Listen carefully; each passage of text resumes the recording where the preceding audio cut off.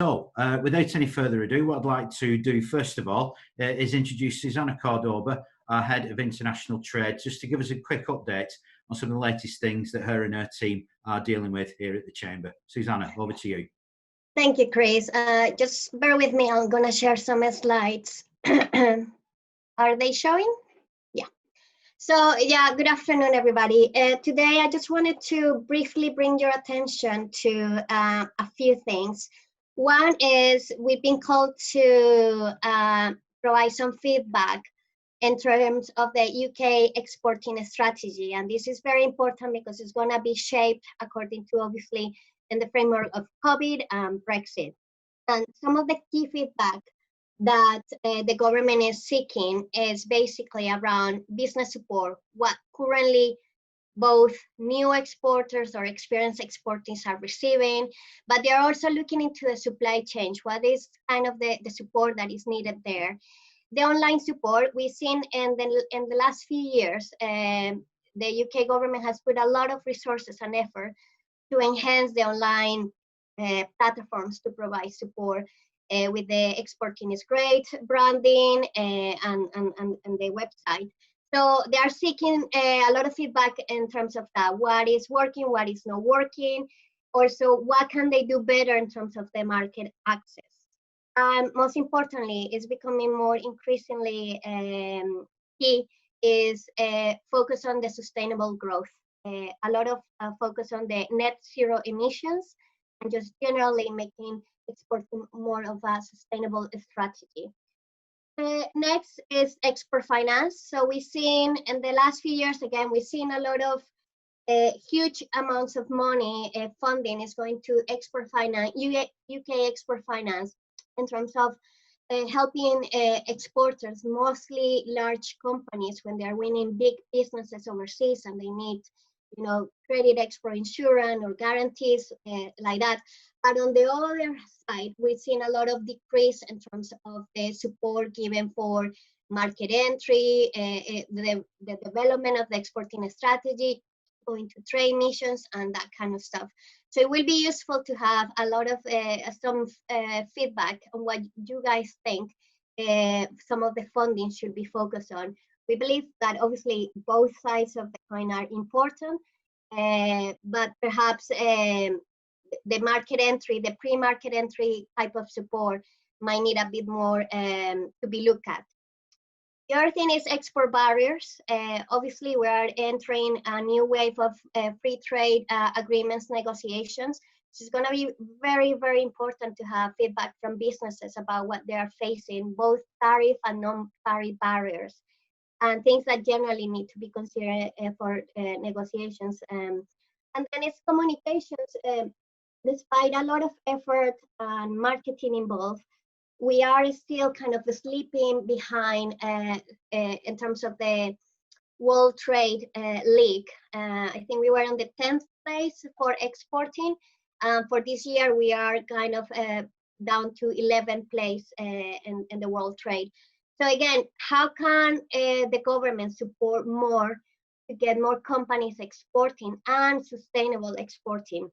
And obviously, how can they communicate about the benefits of free trade agreements, and also how in the framework of Brexit, things are going to change for our companies going forward, how they need to implement new changes to make sure that they can proceed exporting. So we are contributing to both kind of strategies. One is the UK-wide. Unfortunately, we have a very short notice, and we apologize for that, but we also been given very short notice to give feedback for this. So if anybody has any feedback, we could, if you could send it by noon tomorrow, that will be great. We'll be submitting our own feedback later by the end of play tomorrow. And then we are also working with the Greater Manchester Combined Local Authority, and this is more of an ongoing process, so we have a bit more time with this one. So if you have any useful information, feedback for either of those, then feel free to contact me. My email is there. So I'll be grateful if you can submit any feedback. And now I just wanted to kind of bring your attention to some of the services that I don't we don't know if a lot of our members and non-members know about. So it's more about getting you started in the international trade arena, or even if you are already an experienced exporter. So we have a wide range of services that support every stage of the internationalization process, but we do have some that kind of help you to get started and develop a successful exporting strategy. So I'm going to bring your attention primarily to our online trade readiness assessment, which is free for members and those from the GM business community. And it's an online survey which will help you to understand how ready you are to go global. And it looks at a number of areas in terms of your resources, staffing, the financial side of things, your knowledge, your staff, to ensure that you know which areas will need to pay more attention to in order to develop a successful strategy. And then once you know where your strengths are and your weaknesses, you can work on those, and could be training or could be just basically some support in developing your strategy. And we've seen that a lot of companies, they hear about, yeah, exporting is great and all that, but when we ask, well, which market do you want to go to? Many of them do not have a clue. So we have launched this service, market identification service, which will help you to kind of narrow the number of choices that you could target to. And this will this is based on global demand, some macroeconomic indicators to help you kind of understand which of those markets offer you the best potential, and you receive a comprehensive report for that analysis. However, if that is too in-depth for you, we also have a faster service, which is the export potential service, and this purely looks at the global demand and just provides you an overview. What are the markets currently demanding that product from the UK, and what is the untapped export potential in each of those markets? So those are some of the services, and these are just, I'm not gonna go into detail of the events. This is just on a slide confirming some dates from the previous update I gave last week. So if you're interested in participating as delegate or as a sponsor, just get in touch. Thank you very much. Okay, thanks very much, Susanna. Again, it's always interesting when you hear that, and the amount of work that's going on by the trade team, and also the amount of opportunities as well. I think it's absolutely crucial. And of course, as we move ever closer to what may happen with Brexit, and whether there is a deal or no deal or whatever, it's important that we don't lose sight of that overseas trade element. It's an absolutely fundamental part of what we do here in the Chamber. And I know Susanna and her team have been absolutely rushed off their feet over the last few months, but that will probably get even busier. But again, they're here to help if you've got any questions. So thanks very much, Susanna, for that. Next up, we're going to look at membership, and I've invited Lucy Mulligan to ask a few, or answer a few questions even, just about her role and some of the wider stuff that the membership team covers here at the Chamber. So good afternoon, Lucy. Hi, Chris. Hello, everyone. Thanks for joining today. That's okay. Lucy, do you just want to say a little bit about your role? Because there's been a number of things that have happened over the last few years that you've been really heavily involved with, and they now form part of your daily job, as it were. So it'd be good if you could just explain a little bit about some of the things that you get up to. Yeah, definitely. So when I joined the Chamber, it was a development role, and it was looking at the membership offering. And I've been with the Chamber for about 6 years now. So the main part of my role is to look at the services that make up the membership offering, to make sure that they're relevant to businesses, to make sure that they are adding value to the membership, and just really to kind of listen to what's going on in the business community in Greater Manchester, and to make sure that the membership services and the shape of membership is relevant to support businesses through whatever issues or whatever problems, or through whatever growth they may want to experience. So it's very much about listening to member feedback, looking at how we deliver account management, and also looking at the core membership services that make up the membership offering today. Okay, now often are they sort of reviewed? I presume it's, and we also you also get a lot of maybe members and other companies approaching you, offering their services. So what happens in those situations? We do, yes. So we try and do a full membership service review probably once every 6 months. And we do that through just reviewing kind of the quality of the services that we're delivering, member feedback. We also look at the kind of demand. So every year we do an annual membership survey, which kind of tries to look at the sentiment of our members and what they're looking for from us in terms of support. We also get requests from members, like Chris mentioned, who maybe want to be a membership service. And more often than not, we'll kind of look at, there's three main ways in which we look at how we'll take on a service. And it's what value will they add for our members, how will they engage with us as a chamber, and how will they engage with our members. Because anyone who we work with who provides a service is an advocate of us. So we want to make sure that the trust between us and the partner is there, the same way that the trust between our members and us is there. Okay, and you're responsible as well for the patrons and partners. I am, yes. Chamber, yeah. What does that involve? So there's about 30 patrons and partners, and basically that's just a strategic level of membership. Much of the time they will be our service providers, because it's a kind of a commitment from them to invest in the chamber, and it's kind of worked around marketing and events to make sure that the members know what access they get.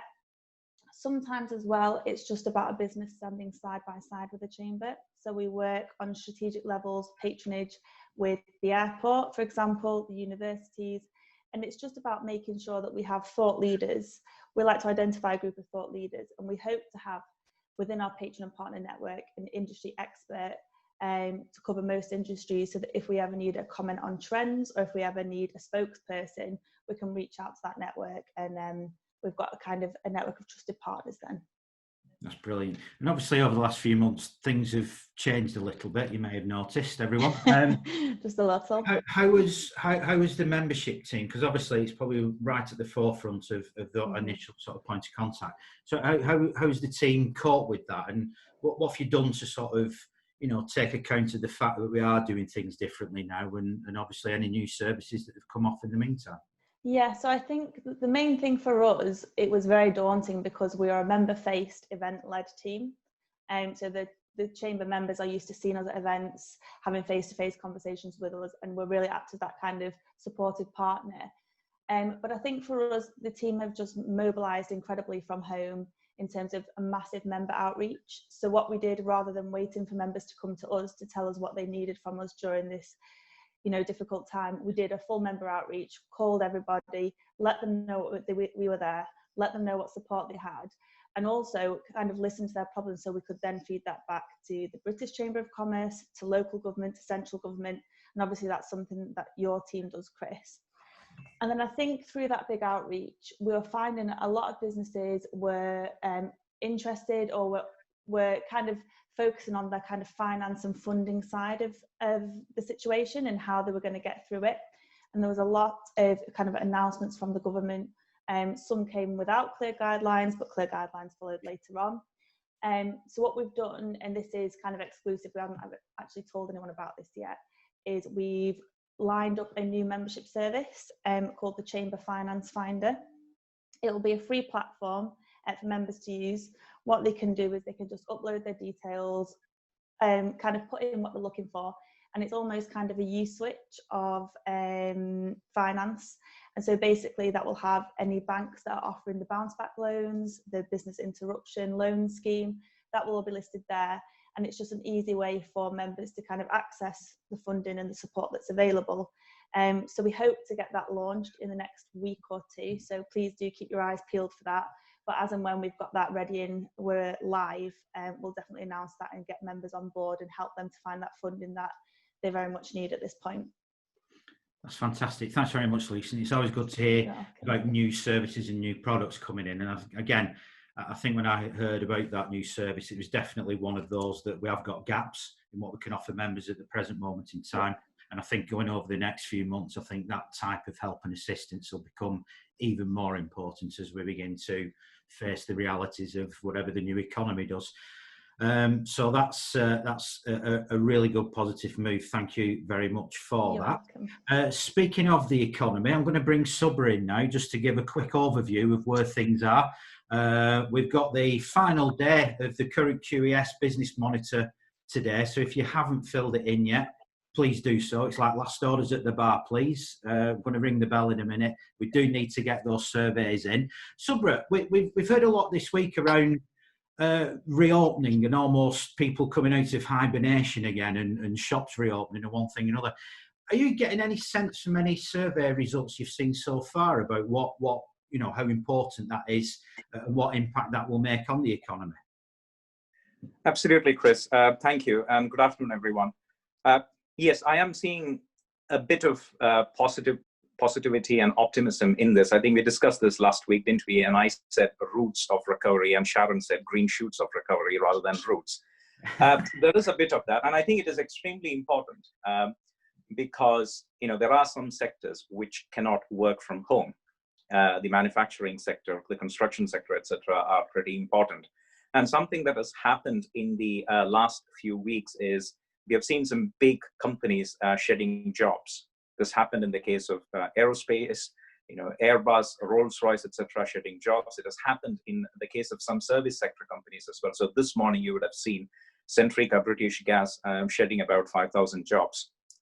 And so the reopening is extremely important because what we do not want to do is to create uncertainty on top of all of the other problems that we have had over the last 3 months, uncertainty which then further dampens business investment.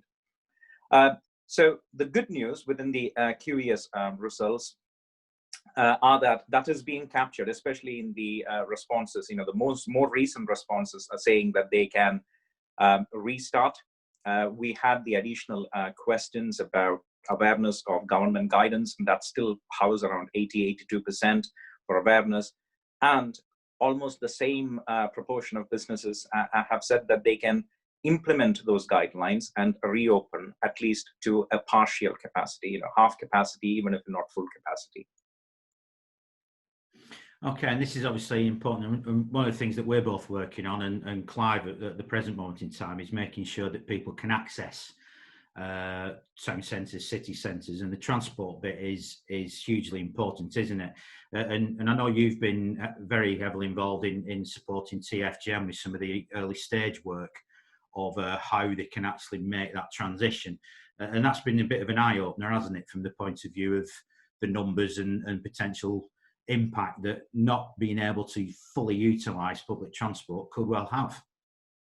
Yes, absolutely. There are two issues there. One is, of course, the ability of workers to get to work.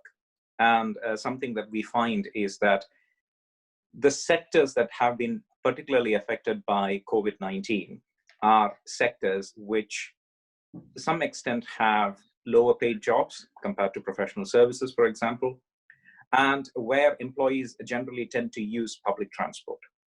And so reopening of public transport is absolutely critical to get employees to work and back.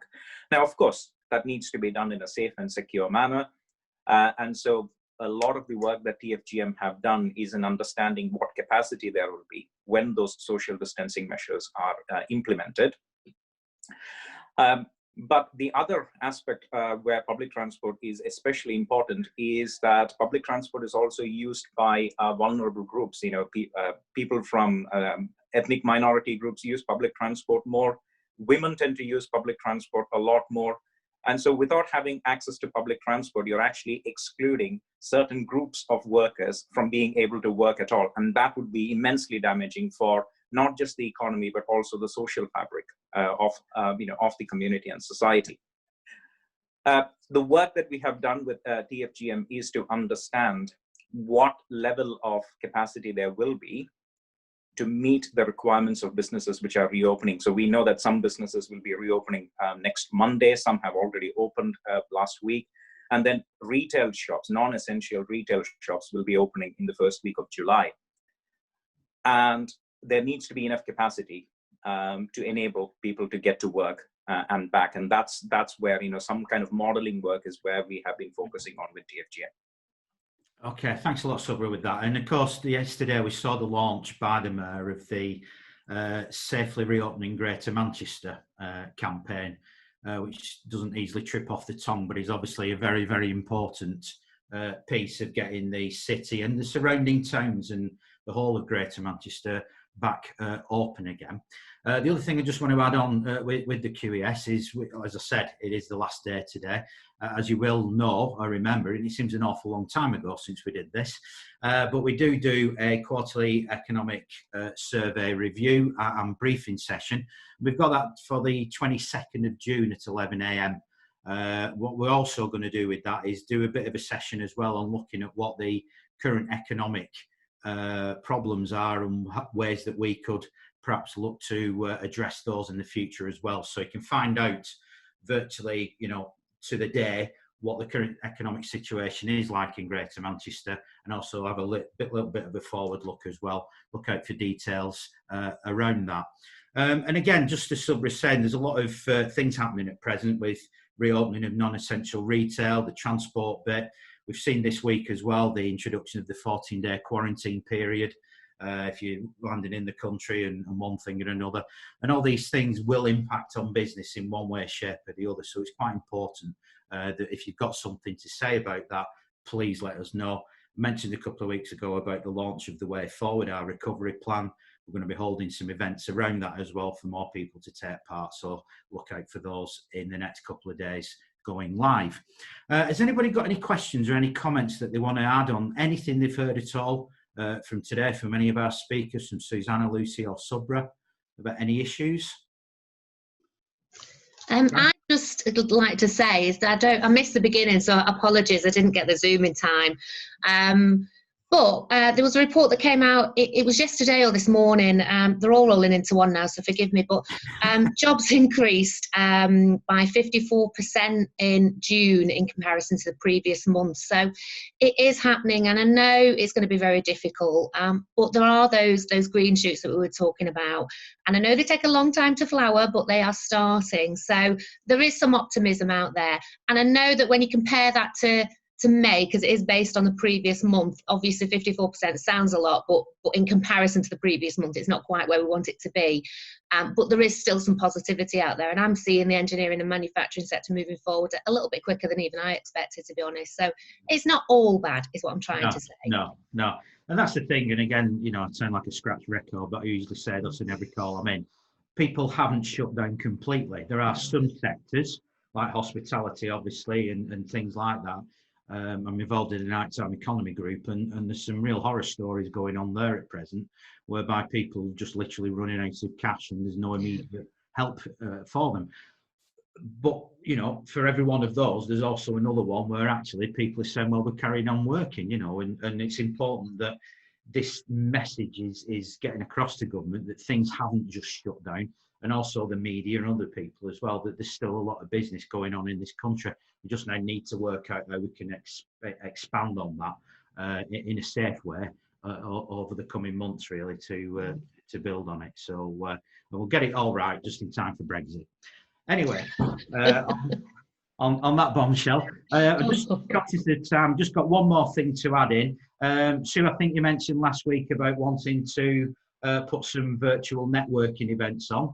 I'm pleased to say we're going to be launching those in the next week or so. So it'll be every fortnight, we're going to have a virtual networking event whereby we'll get people along. It'll run a little bit like this, but it won't be as much me talking or anything like that. It'll be more about you meeting other members and other businesses. So please look out for more information on that. And like a lot of these things as well, it's great to see people here. I'm more interested in the people that aren't here. No offence intended, but let them know these sort of things are happening. It's part of membership. It's part of what we do as a Chamber of Commerce, and it's a part of helping to support businesses in this great city region of ours. So please let people know and let them know, and let's grow the audiences for events like this.